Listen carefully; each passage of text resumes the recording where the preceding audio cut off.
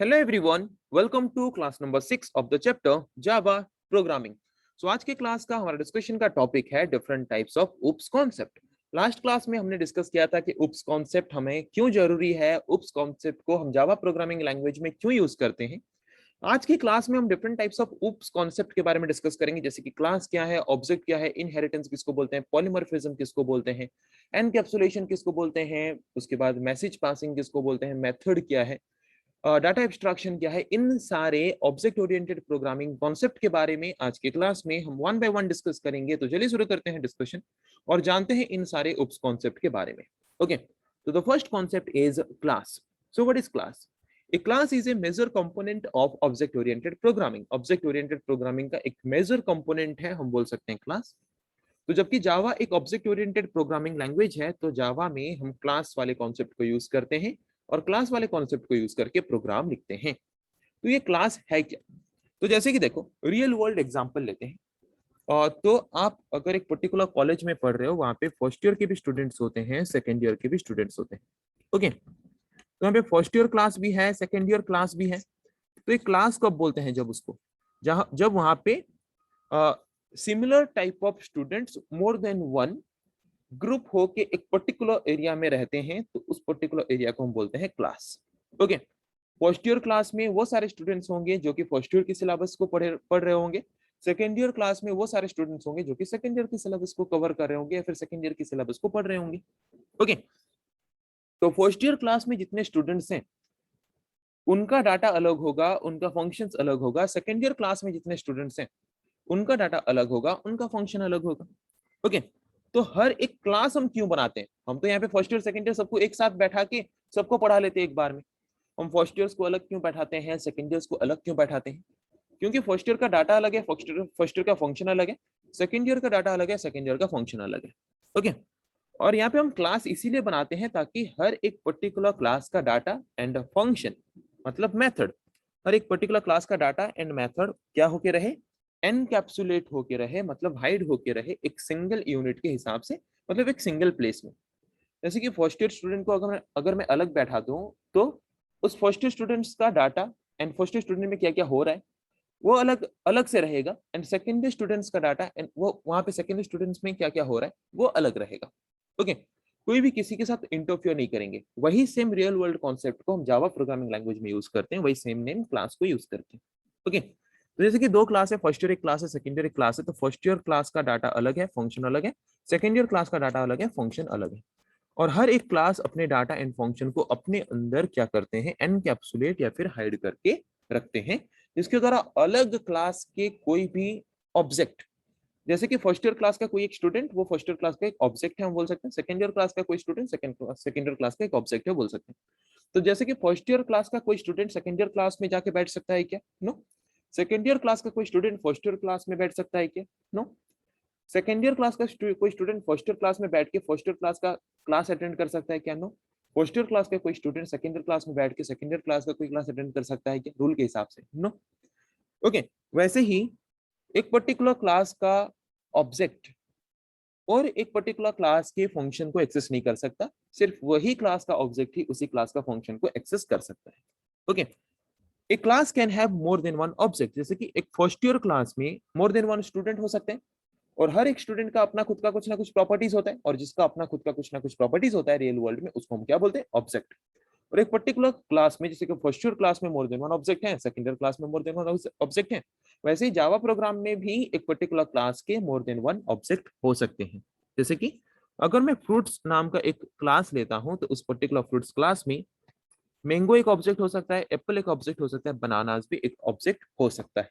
Okay, जैसे कि अगर फ्रूट्स यहाँ पे क्लास है, तो मैंगो, एप्पल, बनाना ये एक एक तरह के ऑब्जेक्ट हैं, किसके? इस पर्टिकुलर फ्रूट्स क्लास के। ओके, तो क्लास क्या है समझ आ गया। अभी आते हैं ऑब्जेक्ट के बारे में।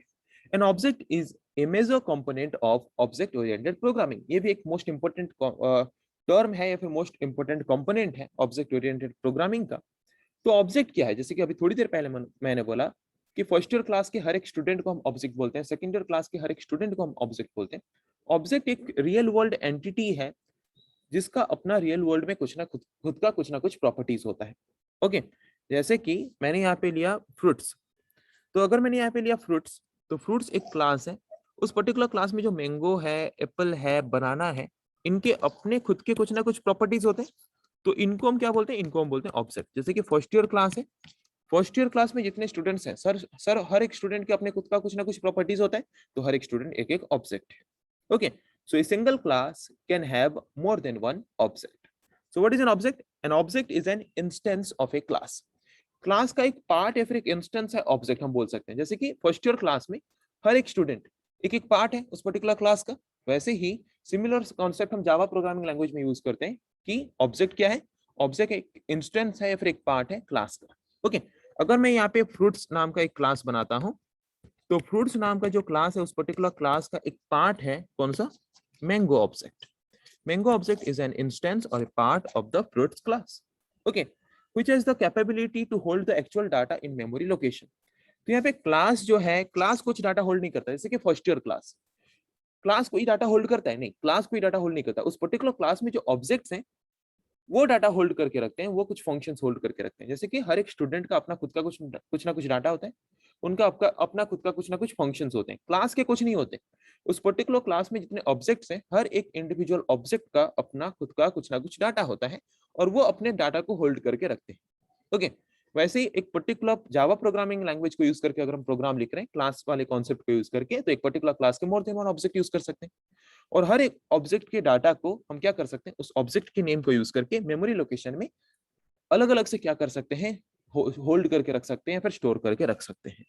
ओके, मतलब पूरा रियल वर्ल्ड कॉन्सेप्ट जो है वही सेम कॉन्सेप्ट को हम जावा प्रोग्रामिंग लैंग्वेज में यूज करते हैं। Then next concept is polymorphism. Polymorphism क्या है?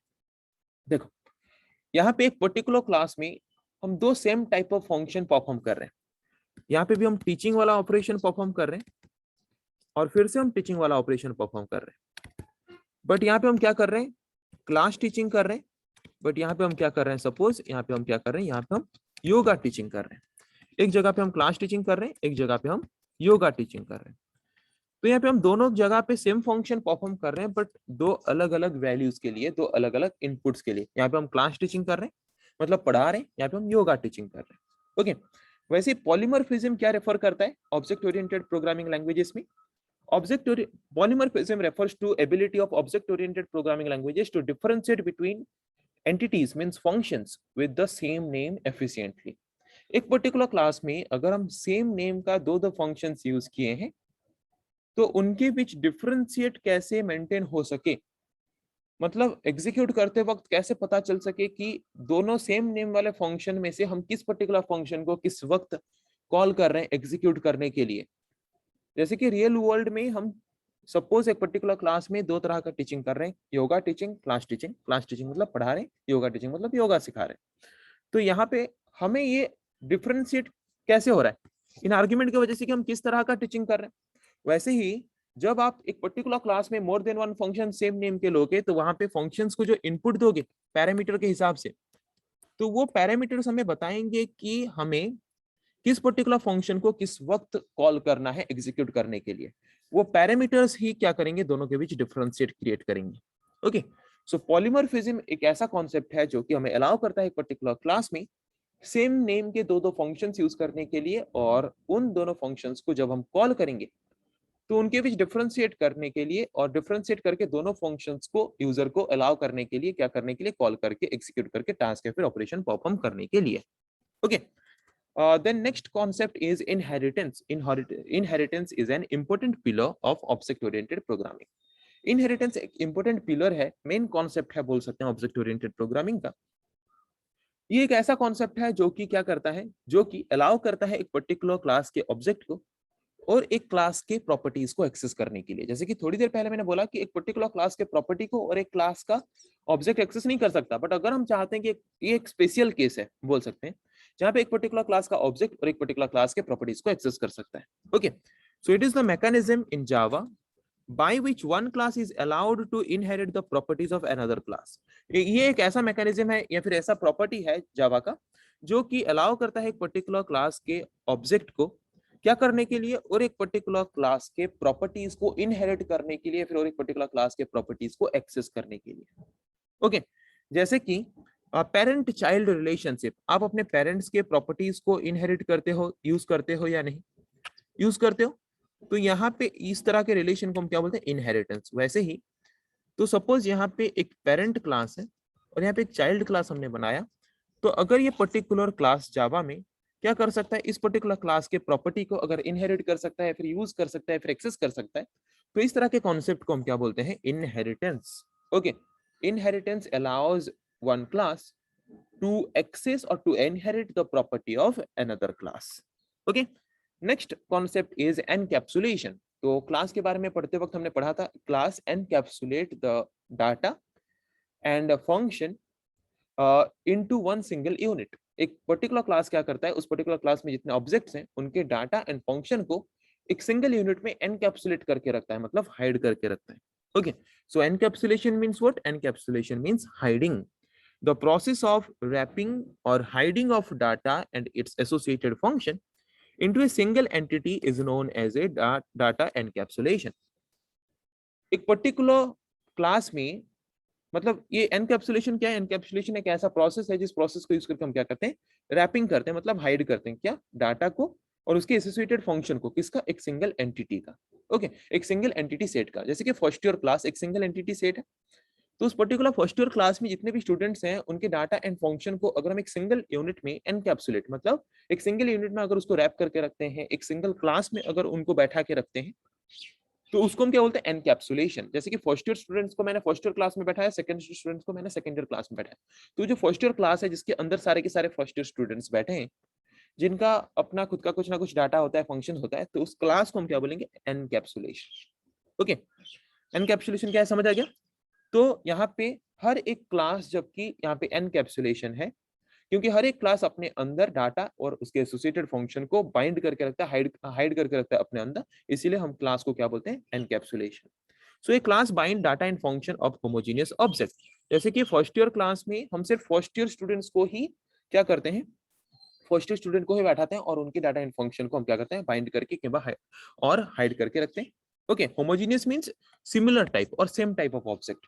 सिमिलर टाइप ऑफ ऑब्जेक्ट को लेके ही एक क्लास बनता है, और उस पर्टिकुलर क्लास में जितने ऑब्जेक्ट्स हैं उनके डाटा एंड फंक्शंस को अगर एक जगह पे हम बाइंड करके रखते हैं, तो उसको हम बोलते हैं एनकैप्सुलेशन। सो यहाँ पे जो सिंगल एंटिटी लिखा है, ये सिंगल एंटिटी क्या है, क्लास। हर एक क्लास एक एक सिंगल एंटिटी है जिसके अंदर multiple number of similar type of और होमोजेनियस ऑब्जेक्ट्स हो सकते हैं, और वो पर्टिकुलर क्लास क्या करता है, उनके डाटा एंड एसोसिएटेड फंक्शन को एक जगह पे बाइंड करके रखता है, फिर हाइड करके रखता है, जिस प्रोसेस को हम बोलते हैं encapsulation. Next concept is abstraction. Abstraction means what, और जैसे कि आप लोग मोबाइल फोन यूज करते हो, मोबाइल फोन में सिर्फ आपको वही दिखाई देता है जो आप देखना चाहते हो, बाकी सारे पार्ट्स को वो हाइड करके रख लेता है, उस प्रोसेस को हम बोलते हैं एब्स्ट्रैक्शन। ओके, जैसे कि मैं एक टीचर हूं, अगर आपको मैं क्लास में कुछ पढ़ा रहा हूं, अगर मैं आपको कुछ पढ़ा रहा हूं तो मैं आपको सिर्फ उतना ही रिप्रेजेंट करूंगा जितना आपको चाहिए, और बाकी जो नॉलेज मेरे पास है उसको मैं अपने पास हाइड करके रखूंगा। ओके, उस प्रोसेस को हम बोलते हैं एब्स्ट्रैक्शन। वैसे ही उसी सेम कॉन्सेप्ट को हम यहाँ पे प्रोग्रामिंग में यूज करते हैं। The process of representing necessary portion of a class by hiding the background details is called as data abstraction. Abstraction क्या है, एब्स्ट्रैक्शन एक ऐसा प्रोसेस है जो कि सिर्फ नेसेसरी पर्सन, क्लास की नेसेसरी पार्ट को रिप्रेजेंट करता है। जैसे कि आप एक पर्टिकुलर क्लास में हो, तो उस पर्टिकुलर क्लास में स्टूडेंट्स बैठे, हम उनको पढ़ा रहे हैं, उस पर्टिकुलर क्लास में स्टूडेंट्स को पढ़ाते वक्त क्या मुझे उनका मार्क जानना जरूरी है, उनका एड्रेस जानना जरूरी है, उनका फोन नंबर जानना जरूरी है? नो। तो वो सारे डाटा मुझे नहीं चाहिए। जो डाटा मुझे चाहिए कि उसका नाम क्या है, उसका रोल नंबर क्या है, जितना पार्ट चाहिए सिर्फ उतना पार्ट वो मुझे रिप्रेजेंट करे, बाकी पार्ट को वो मुझसे हाइड करके रखे। इस प्रोसेस को हम बोलते हैं डाटा एब्स्ट्रैक्शन, जो कि हम जावा प्रोग्रामिंग में भी यूज करने वाले हैं। Next next concept is method. तो ये मेथड है क्या, क्लास के बारे में पढ़ते वक्त हमने पढ़ा था, class encapsulate the data and it's associated method.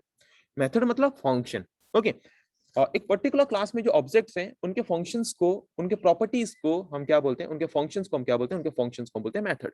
The functions declared inside the class are known as method. एक पर्टिकुलर क्लास के फंक्शंस को, एक पर्टिकुलर क्लास में जो ऑब्जेक्ट्स हैं उनके फंक्शंस को हम क्या बोलते हैं, methods. Okay, these methods are used inside the class to perform some specific operation। Jin methods या फिर जिन फंक्शंस को हम क्या करते हैं, क्लास के अंदर ही डिफाइन करते हैं, क्लास के अंदर ही यूज करते हैं। क्यों?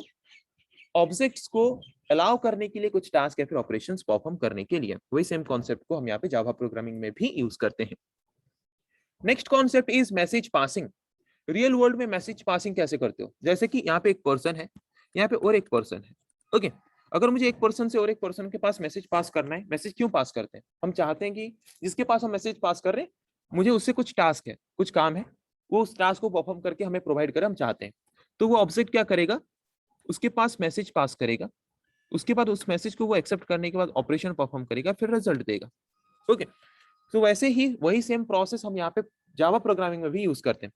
ऑब्जेक्ट्स मतलब हर एक student, objects communicate with one another by sending and receiving information to each other. जैसे कि एक ऑब्जेक्ट और एक ऑब्जेक्ट के साथ कम्युनिकेट कैसे कर सकता है? एक दूसरे के बीच इन्फॉर्मेशन को सेंड एंड रिसीव करके, जैसे कि हम लोग करते हैं। एक स्टूडेंट और एक स्टूडेंट के साथ कम्युनिकेट कैसे कर सकता है? एक दूसरे के बीच इन्फॉर्मेशन को सेंड एंड रिसीव करके। Okay, so A message for an object is, एक पर्टिकुलर ऑब्जेक्ट के लिए कुछ मैसेज है, इसका मतलब क्या? उस पर्टिकुलर ऑब्जेक्ट को रिक्वेस्ट हम कर रहे हैं कुछ प्रोसीजर या फिर कुछ टास्क को एग्जीक्यूट करने के लिए, कुछ ऑपरेशन को परफॉर्म करने के लिए। ओके, तो अगर यहाँ पे एक ऑब्जेक्ट है और यहाँ पे एक ऑब्जेक्ट है, अगर मैं इस पर्टिकुलर ऑब्जेक्ट के पास कुछ मैसेज भेज रहा हूँ, इसका मतलब क्या? मैं इसको रिक्वेस्ट भेज रहा हूँ कुछ टास्क या फिर ऑपरेशन परफॉर्म करने के लिए। तो उसके लिए मुझे क्या करना पड़ेगा? किस तरह का टास्क मैं उससे परफॉर्म करवाना चाहता हूँ, मुझे उस फंक्शन को कॉल करना पड़ेगा उस पर्टिकुलर ऑब्जेक्ट का। ओके, उस पर्टिकुलर ऑब्जेक्ट का क्या करना पड़ेगा? उस पर्टिकुलर ऑब्जेक्ट के हमें क्या करने पड़ेंगे? फंक्शन को कॉल करने पड़ेंगे। ओके, इस पर्टिकुलर जिस पर्टिकुलर ऑब्जेक्ट को मैं कॉल कर रहा हूँ, जिस पर्टिकुलर ऑब्जेक्ट के पास मैं मैसेज पास कर रहा हूँ, उस पर्टिकुलर ऑब्जेक्ट को यूज करके मुझे किस तरह का टास्क परफॉर्म करना है, उसी तरह का फंक्शन मुझे वहां पे क्या करना पड़ेगा? उस पर्टिकुलर ऑब्जेक्ट को लेके उस पर्टिकुलर फंक्शन को कॉल करना पड़ेगा, ताकि उस पर्टिकुलर फंक्शन को यूज करके ये ऑब्जेक्ट क्या कर सके? टास्क या फिर ऑपरेशन परफॉर्म कर सके। ओके, तो जब भी हम मैसेज पासिंग करते हैं एक ऑब्जेक्ट से और एक ऑब्जेक्ट के पास, रियल वर्ल्ड में भी, तो वहां पे हमें क्या चाहिए होता है? किस ऑब्जेक्ट के पास, मतलब उस स्टूडेंट का नाम क्या है? मैं सपोज एक स्टूडेंट राहुल है, उसके पास कुछ मैसेज पास करना चाहता हूँ, पहले उसका नाम मेंशन करूंगा। मुझे राहुल को मैसेज देना है, तो राहुल को ये बताना किस तरह का टास्क परफॉर्म करने के लिए मैं राहुल को बोल रहा हूँ कि वो उस नोट को मुझे जेरोक्स करके दे। ओके, और जो नोट जेरोक्स करके दे, किस तरह का नोट? आईटी नोट्स जेरोक्स करके दे या फिर कंप्यूटर साइंस का नोट्स जेरोक्स करके दे। तो यहाँ पे अगर मैं मैसेज पास कर रहा हूँ एक ऑब्जेक्ट से और एक ऑब्जेक्ट के पास, तो वहां पे ऑब्जेक्ट का नेम मेंशन कर रहा हूँ, किस तरह का फंक्शन उससे परफॉर्म कराना चाहता हूँ वो मेंशन कर रहा हूँ, और किस तरह के इंफॉर्मेशन को लेके वो फंक्शन परफॉर्म करने वाला है वो भी मैं वहां पे पास कर रहा हूँ। सिमिलरली, अब अगर आप जावा प्रोग्रामिंग में एक पर्टिकुलर क्लास से एक ऑब्जेक्ट से और एक ऑब्जेक्ट के पास अगर कुछ पास कर रहे हो, तो वहां पे उस पर्टिकुलर ऑब्जेक्ट का नाम मुझे मेंशन करना पड़ेगा, किस तरह के फंक्शन वो परफॉर्म करने वाला है, फंक्शन का नाम भी मेंशन करना पड़ेगा, और क्या इन्फॉर्मेशन हम पास करने वाले हैं, जिस इन्फॉर्मेशन को यूज करके वो ऑब्जेक्ट ऑपरेशन परफॉर्म करने वाला है, वो भी हमें मेंशन करना पड़ेगा मैसेज पासिंग प्रोसेस के थ्रू। उसके बाद जाके वो ऑब्जेक्ट उन सारे इंफॉर्मेशन को एक्सेप्ट करके फंक्शन के थ्रू ऑपरेशन परफॉर्म करेगा और desired result as a output generate करके हमें प्रोवाइड करेगा। तो यहाँ पे हमने देखा कि क्या क्या है different type of oops concept. तो मैंने हर एक कॉन्सेप्ट को रियल वर्ल्ड एग्जांपल लेके समझाया, क्योंकि यहाँ पे सारे के सारे कॉन्सेप्ट रियल वर्ल्ड को बेस करके हैं। अगर आप रियल वर्ल्ड कॉन्सेप्ट के हिसाब से हर एक कॉन्सेप्ट को समझ जाते हो, तो आपको जावा प्रोग्रामिंग लैंग्वेज यूज करके प्रोग्राम करने में कोई भी दिक्कत नहीं आने वाली। सो आई थिंक आज के क्लास में जो कॉन्सेप्ट के बारे में हमने डिस्कस किया, आप लोगों को समझ आ चुका है। सो नेक्स्ट क्लास में हम डिस्कस करेंगे ऐसे और कुछ टॉपिक के बारे में। आज के लिए इतना ही। Thank you.